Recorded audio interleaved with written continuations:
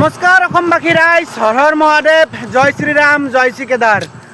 মই তাপস বৈশ্যই গুৱাহাটী বশিষ্ঠ মন্দিৰৰ পৰা কামাখ্যা মন্দিৰ হৈ সুদূৰ ৰাম মন্দিৰৰ পৰা কেদাৰনাথ অভিমুখে পেডেল যাত্ৰা কৰি আছোঁ। আৰু আজি মোৰ 53 নম্বৰ দিন, আৰু এই 53 নম্বৰ দিনত মই উপস্থিত আছোঁ উত্তৰ প্ৰদেশৰ কানহাইয়া নগৰ বুলি জেগা এটাত। আৰু ইয়াৰ পৰা ৰাম মন্দিৰ মাত্ৰ 35 কিলোমিটাৰ। গতিকে আপোনালোকে চাই থাকিব, মোক ছাপোৰ্ট কৰিব, যিমান পাৰে ভিডিঅ'টো এটা হ'লেও শ্বেয়াৰ কৰিব, কাৰণ মই অসমৰ পৰা যাত্ৰা কৰি আছোঁ।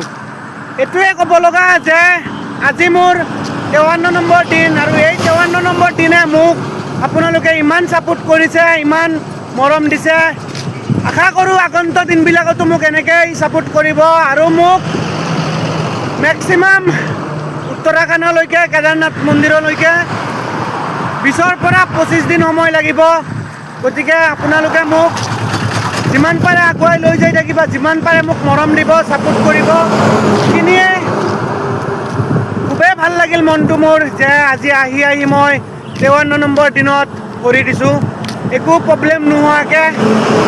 প্ৰব্লেম সৰু সুৰা প্ৰব্লেম বহুত হৈছে, বহুত সুখ দুখৰ প্ৰতিঘাত লৈ আগুৱাই গৈ আছোঁ। বহুত বিপদৰ সন্মুখীনো হৈছোঁ, বহুত মানুহৰ পৰা ছাপোৰ্টো পাইছোঁ, কিছুমান মানুহৰ পৰা ছাপোৰ্ট পোৱাও নাই। গতিকে এইবিলাক আশীৰ্বাদ হিচাপে লৈ মোৰ যাত্ৰা কেতিয়াও ৰখি থকা নাই।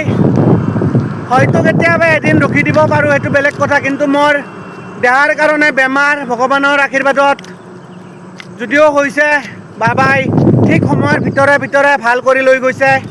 গতিকে এইটোৱে কওঁ যে অসমবাসী ৰাইজ, আপোনালোকৰ কাৰণে হয়তো আজি মই ইমানখিনি দূৰ আহি পালোঁ। গতিকে আৰু অলপ সময় আপোনালোকে উলিয়াই মোৰ কাৰণে ভিডিঅ' এটা শ্বেয়াৰ কৰি দিব বা এটা লাইক কৰি দিব। হৰ হৰ মহাদেৱ, জয় শ্ৰীৰাম, জয় আই অসম, জয় বাবা কেদাৰনাথ।